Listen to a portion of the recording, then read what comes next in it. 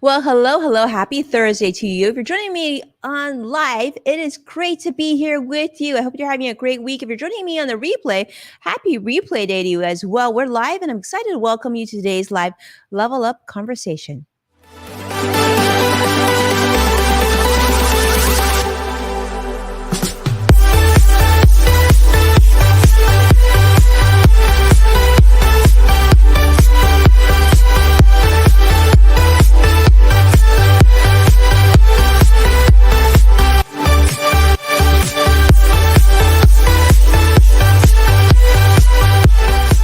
Welcome to Level Up with Winnie Sun.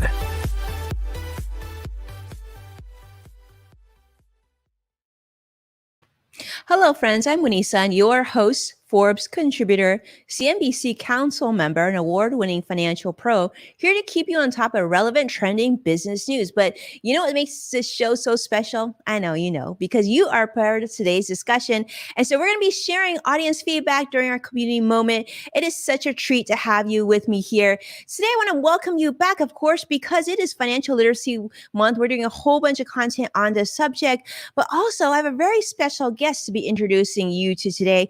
He's new on my network too. I'm just meeting him for the first time just moments ago, and I think you're in for a treat. He's the founder of the American Union, which is a union of swing voters joining forces to demand a better social contract. Interesting, right? I thought so too. Well, let's go ahead and start and let you know how the market closed, and we're going to get right to him in just a moment. The Dow closed down 368 points today. NASDAQ, unfortunately, also down 278 points, and the S&P also down 65. We are a triple down day. Unfortunately, not such great news. But I wanted to also bring something on your radar, and that's a question of digital media. Now, many of you probably subscribe to multiple digital networks, maybe Netflix, maybe Hulu, maybe Disney Plus, and whatnot. The question, though, is have we reached a point of oversaturation? Now, Warner Brothers Discovery actually announced that they're going to be shutting down CNN Plus, which is going to happen at the end of this month. And if you remember, it's only been around, I think, just a matter of weeks. In fact, it was a standalone streaming service that they launched. They were launching this as a news service because they thought that there would be audience consumption for this. But unfortunately, it actually only attracted about 10,000 daily active viewers, which for you and I might sound like plenty, right? Especially for this show, but for CNN Plus, certainly not enough, considering that hundreds of millions of dollars on new talent and programming was already invested. So quite a bit of money. But it's really interesting to see because, you combine that with the news we saw this week of Netflix losing over 200,000 subscribers for the quarter, and also saying that over, I guess, 100 million subscribers. I don't know if it's 100 million, but I think it's a very large number of subscribers are actually also sharing passwords with people outside of the household, and saying that this is more of an issue as well. So the question is really digital media, is it getting to a saturation point? Is it going to continue to stay competitive? Or if it's going to have growing pains like we saw with cable networks not that long ago?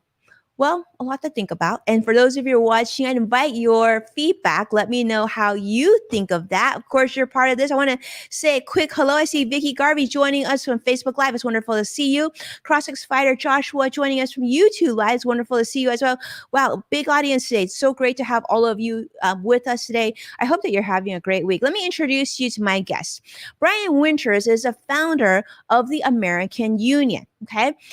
As we mentioned earlier, the American Union, a union of swing voters joining forces to demand a better social contract. What's that mean? We're going to hear from Brian in just a moment. He's inspired by years of his work, but more importantly, I want to bring him to stage. I want you to get a chance to get to know him and to hear his story directly. Brian, how are you? Welcome to the show. Hey, I'm great. Thank you for having me, Winnie. Well, thank you so much for making the time. I know you were inspired by quite a few of influential leaders. And I would love for you to talk about that a little bit, Brian, but I want to hear your backstory, because I know that today we're going to talk about some important topics, including universal basic income. But is this something that you were inspired about even at a young age, or how did it come about? How did you come to a point where you're now leading the American Union? Thanks. It's been a long time in the development. I've been paying attention to politics. Ross Perot got me hooked back in the 90s, and he convinced me that third party was the way to go, that the Republicans and Democrats weren't looking out for us. So I worked with third parties for a while, and in the 2000s, I decided to get involved in New Hampshire with the state legislature, and you have to pick a party to win. So I joined the Democrats and ran and served 3 terms in the state legislature in New Hampshire. It was great. I got a chance to meet a lot of interesting people, including President Barack Obama when he was campaigning for the Democratic nomination. And during serving in the legislature, you got a chance to see how the sausage was made from the inside and the influence that lobbyists had on the process. And so as I continued to think about how do we solve these problems in America, because I've got a couple kids that are growing up and I'm concerned about the kind of country they're going to inherit. I realized that in the 21st century we can lobby for ourselves. When the framers wrote the Constitution, the only way that they could figure out how to do legislation was to put hundreds of people in one place in Washington, D.C. But in the 21st century we can communicate and collaborate across the internet. And so the American Union is a union of swing voters that put policy over partisan politics. They put people over politicians.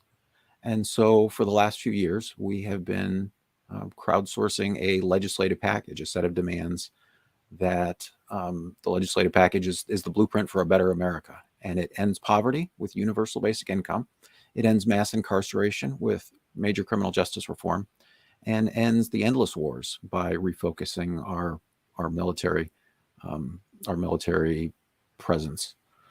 And so these take up the challenge of Dr. Martin Luther King, one of my inspirations. He told us that we needed to declare eternal opposition to poverty, racism, and militarism. And so that's what this legislative package does. And the goal of a union of swing voters is to be the deciders, to be the calmer heads that prevail, because we've been trying adversarial democracy for decades and decades, and it's just not working. So instead, we can cooperate and offer this legislative package of solutions to all candidates for Congress in 2022 and give them all a chance to earn our votes if they endorse, and if they're incumbents, if they act by putting this legislation on the president's desk prior to the midterm elections. If they do that, every incumbent, Republican, Democrat, doesn't matter, can earn the endorsement and the votes of the American Union of Swing Voters. If they refuse, then we can endorse their opponents. And so as a block of swing voters, you just need a small percentage to control the balance of power in Washington, D.C. And so a 3.5% voting block can control the balance of power and give us leverage over Congress, can force them to act, to do something, to solve problems, instead of just pointing fingers at each other and getting nothing done. So there's too many important issues facing us in 2022. We need a better way to work together. And that's what the American Union is. That's incredible. Well, Brian, thank you so much for sharing that. I think you've sort of talked about something very important is coming together, having those discussions. And I think it has been so polarizing, right?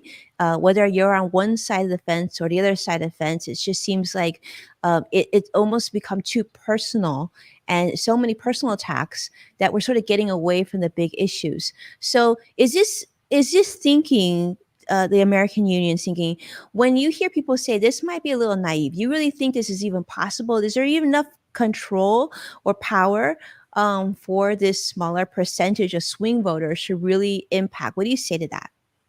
Say, sure. I mean, that's what makes a union of swing voters different than a third party, is that rather than being spoilers, they're a decider. They're going to either, so I guess I should define swing voters. And the swing voter is someone who's willing to vote for either a Republican or a Democrat. You might remember the Senate runoffs in Georgia last year, where the two major parties and their supporters spent $800 million over 8 weeks to try and influence the outcome.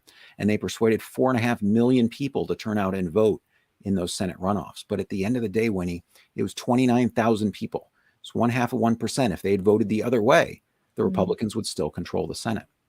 And so a union of swing voters doesn't have to ask for ballot access.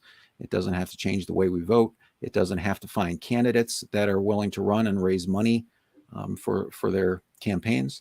Instead, it just has to focus on being willing to work together and decide together and focus the political conversation on how do we solve problems? How do we end poverty, end mass incarceration, and end the endless wars? And those solutions are written in a 207-page legislative package that you can read on the website, anamericanunion.com, and see exactly how we can address these things in 2022. It's fascinating. I think a lot of us would be interested in reading that. So definitely check that out. Well, let's talk about this, Brian. Brian, you talked earlier about universal basic income. Explain that to those of us who are new to this. And why do you feel strongly that this is important? You talked about the need to end poverty. Is this go in line with that? Absolutely. Ending poverty, the easiest, simplest way to do that is to give people cash. And it sort of is different than some of the other models that we've tried in the past. But we've woven a safety net that is out of government bureaucracy and red tape that's full of holes, that's letting tens of millions of Americans fall through. And we need a different model. And so universal basic income, instead of a safety net, is a safety floor that no American could fall beneath. Again, let me define the terms. Universal basic income is a regular and unconditional amount of cash that will go to all citizens, enough to lift them up to the poverty line. And that's exactly how we can end poverty. You know, Martin Luther King, he supported this type of program, a guaranteed annual income, more than 50 years ago, because he recognized that the poor transformed into purchasers could solve an awful lot of problems on their own. Americans are very capable, but the 100 million people who are struggling financially, that economic stress is really distracting and unnecessarily dividing us. And so, by ending poverty, people will lift up their heads and be able to look at some of the larger issues instead of having to worry so much about how they're going to put food on the table or pay the next month's rent. I guess I should say poverty too. Poverty causes a lot of other problems. It causes a lot of other costs that we then pay for indirectly. Poverty leads to higher rates of crime. It leads to higher usage of healthcare. It's a factor in mass incarceration. It's also leads to worse childhood development. You know, a recent study found that the cost of childhood poverty were $1 trillion for the cohort of children born each year over their lifetimes. And so by fixing these problems, you know, it's like,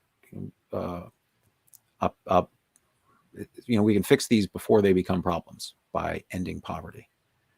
Yeah, fixing it before it become problems. I know, I've read a lot of reports where they say, like, just getting basic necessities for the poverty stricken is so much red tape, right? There's so many meetings you have to go to, so many people you have to deal, so many hoops you need to jump through to get basic needs. So, for those who are listening to this and saying, well, universal basic income, what does that mean for me? Someone who's working, right? Who also has to juggle their own families and taxes and whatnot.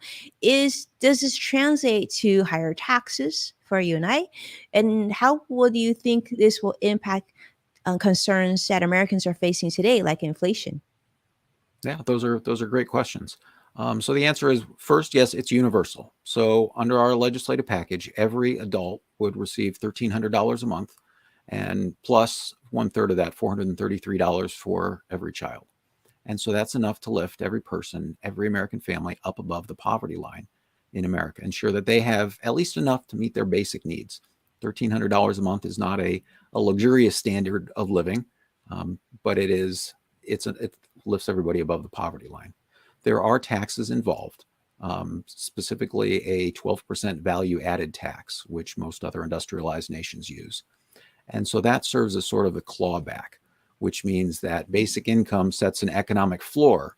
And then the more you spend, the more you consume, that 12% value-added tax sort of claws back your universal basic income, so that at some level of prosperity, you'll have paid back your universal basic income, the amount, and then at that going forward, then you'll be paying more than you'll be receiving back. You probably know a lot of billionaires find ways to avoid paying income taxes, right? They declare, they loan themselves, they loan money or borrow money on their stock options, and they do things so that they don't have actual income, but they still spend.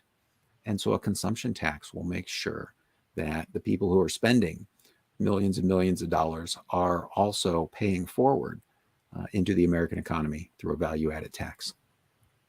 So So we that's a estimate pretty for a high family. tax, though, right? That's a pretty high tax, Brian. Well, it's about half of what the European standard is. So we estimate that for a family of four, that break-even point is around $250,000 a year. A family of four under this legislation would receive $41,600 a year, and at $250,000 of spending would have paid that back through higher taxes. But for the 80% of Americans they're American families that make less and spend less than that, then they will make sure that they have enough to meet their basic needs, and that when we pledge with liberty and justice for all, it's really not true for kids growing up in poverty, that they don't have the same opportunities if they're in unstable housing, if they're moving around, and so we can fix those problems by eliminating poverty with universal basic income. Now, Brian, you talked about every American family, right?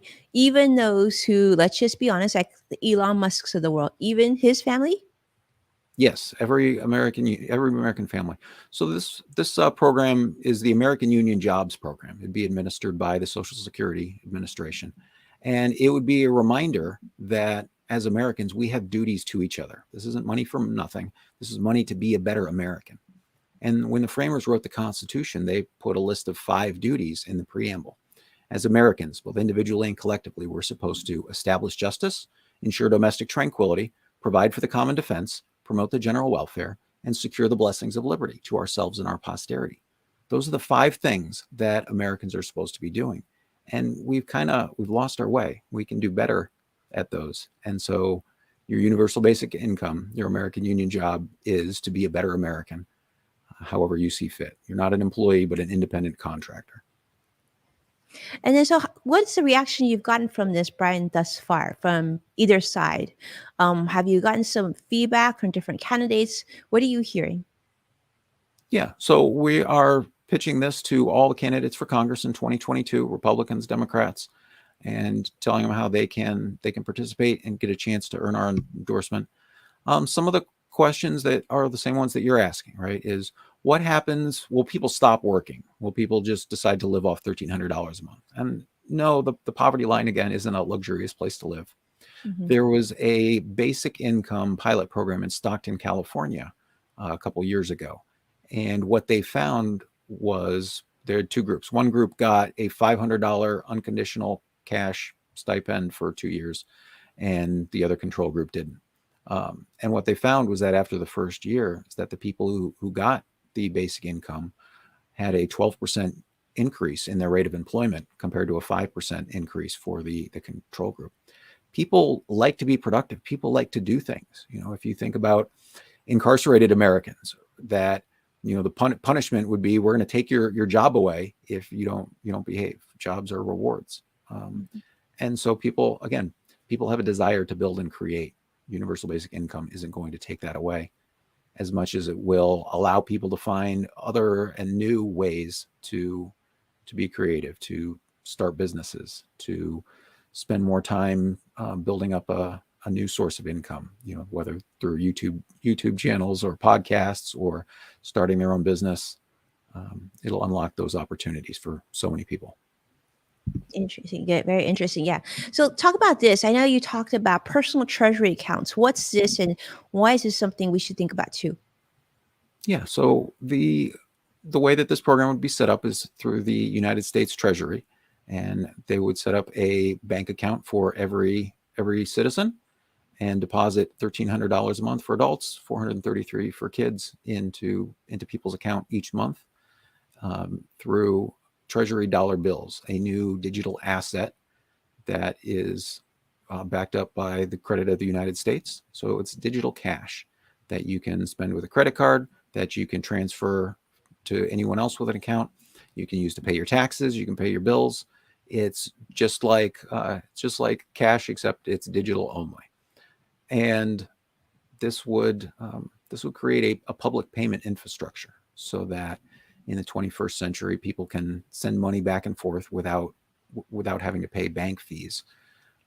And just as importantly, bring every American into the banking system through the U.S. Treasury. So right now, you've got millions and millions of people who are unbanked, and they're often, I guess I want to say, victimized by predatory loans and payday loans kind of things.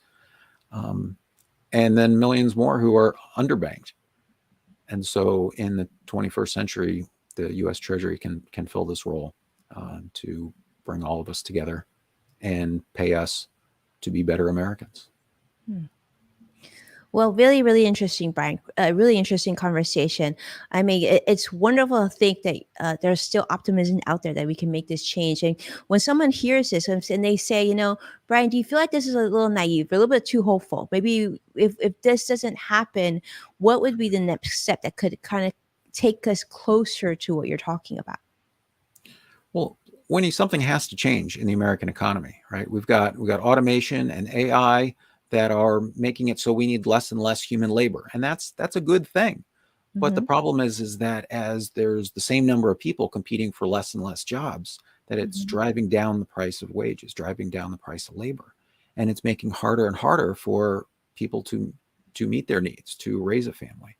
And so universal basic income addresses that by skipping right to ensuring that people have enough to meet their basic needs, so that people can quit their second job, so that families can decide whether or not they want to have one parent stay home with their kids, give them more flexibility and more opportunities to do those things. Because it's not all just about gross domestic product, and it's not all about dollars and cents. There's so many quality of life issues that get lost when we just focus on the dollars. It's the parents who are there to be able to read to their kids at night. It's being able to have time to play catch, or to do the other things that make our community strong, volunteering for the PTA or coaching a little league team. These are all valuable things, but they're not employment. And so we need to recognize the valuable work that people already do, that even if it isn't employment, and universal basic income is a way of recognizing and empowering that. Well, I think a lot of people are really happy to hear you say this, Brian. I actually see a lot of positive comments coming in. I think Vicky is saying spot on, Brian. I think I'm curious to hear, and I think I know the answer to this, but I still want to hear from you, Brian. So the concept of the 4-day work week here in the United States, is that on your radar? How do you feel about this? Is something that we could get to? Absolutely. The 40-hour work week was something that we won 80 years ago as part of the New Deal, when productivity had increased, where we didn't have to do 10, 12 hours a day, 6 days a week anymore. And so 80 years later, productivity has increased again. And so the 40-hour work week can certainly be ratcheted down. And universal basic income doesn't force anyone to work less. It gives people more options, gives people more choices, so they can decide what works best for them. When I was young, I liked to work lots of hours. I worked 70, 80 hours a week, worked multiple jobs. And now that I'm older, I prefer to have more free time, leisure time with my kids, that kind of thing. And so universal basic income just gives people choices, gives people freedom, gives them the ability to make their own decisions about their own life without the government micromanaging it and telling them what their needs are. It helps people choose for themselves. Helps people choose for themselves. I mean, I think one thing we can all agree of, regardless of which party and which side you're at, is that we certainly here in the United States have a homeless issue. We have a poverty issue, and at the one of the richest nations in the world, right? We have an issue, and I think we would all agree, just from a humanity standpoint, we would like to see our neighbors not suffer, and so. Perhaps this is a way that we can, think about things a little differently, and maybe empathy will be on the ballot in 2022, which would be pretty exciting, Brian. So, I mean, thank you so much for sharing this with us. Is there anything else that I didn't ask you yet?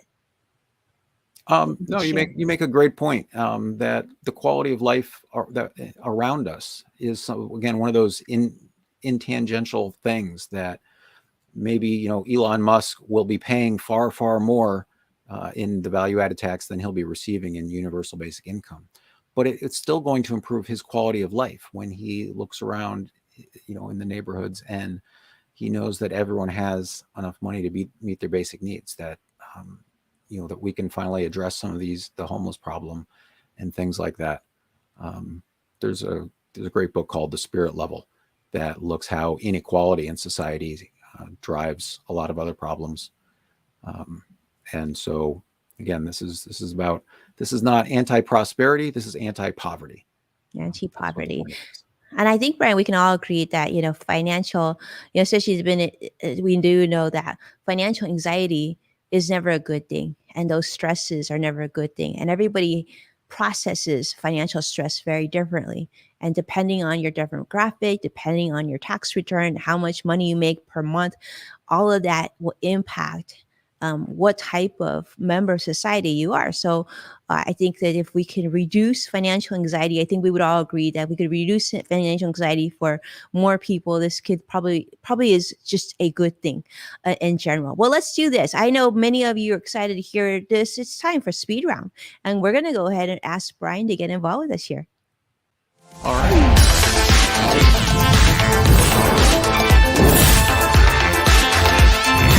Speed round.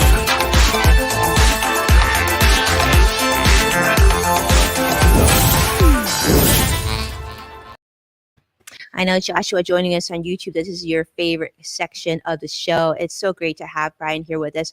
Brian, speed round is where we get to ask you two questions and we give you about 2 minutes to answer them. So we would love to hear question number one is this, Brian.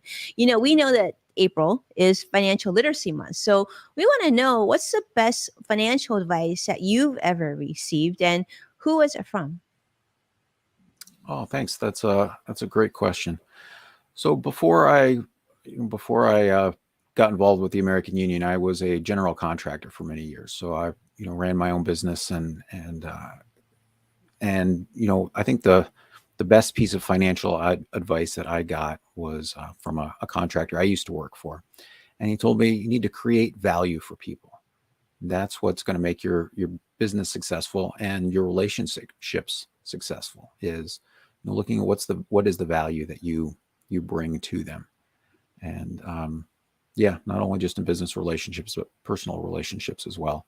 And so that's the goal of the American Union is bringing lots of people together in a way that creates value for all of us. So we love that. We love having sharing value, right? Being kind to our neighbors. Okay, let's go. Now, question number two, Brian, is this. We believe that everyone has their sort of own yes factor, or sometimes people call it their own superpower. What would you say that your yes factor is? Well, it's not a super sexy superpower, but my superpower, I think, is digging into details. And so when I served in the legislature, I was one of those guys who would try and read through as many of the bills that we were voting on, kind of thing, even if it's not real glamorous. And so, you said a few minutes ago that you'd be interested in reading this 207-page legislative package, and you probably aren't. Reading legislation is not really glamorous, but it is something that I'm good at, and that I had help in crafting this legislative package in a way that all the details line up. That this is a ready to go proposal. That if Congress puts it on the president's desk before the midterm elections, then we can, as America, can celebrate. We can that we've ended poverty, ended mass incarceration, and ended the endless wars. And we don't have to have a bitter, polarizing election. We can come together as Americans around our constitutional duties and solving problems. And man, it would be a great outcome for 2022 coming out of the pandemic, wouldn't it? It would, and I like this hopeful thinking, Brian. We need more of this hopeful thinking. I'm hoping we have more positivity next election for sure, and I'm hoping you're right that people can come together and make decisions in a civil, kind manner. I think we can all agree on that. But with that, Brian, thank you so much for being here on the show and sharing your thoughts on on what the state of politics right now, and more importantly, putting the American Union on our radar. This is definitely news to me. I had not heard of this, so I'm grateful for your time today. And thank you all our friends today for watching and supporting our program and being here with Brian and I. And if you don't mind, please take a moment to share the show with those that you care about, of course. And as a reminder, you can find full episodes of Level Up with Winnie Sun on NASDAQ, KBCW, Amazon Fire, and Roku, and many other places. And we're excited to share that Yes Factor, our brand new podcast, is now available where most podcasts, wherever you tune in, I should say, thanks to the LinkedIn Podcast Network. Be well, my friends, and I can't wait to see you again tomorrow. Take care now.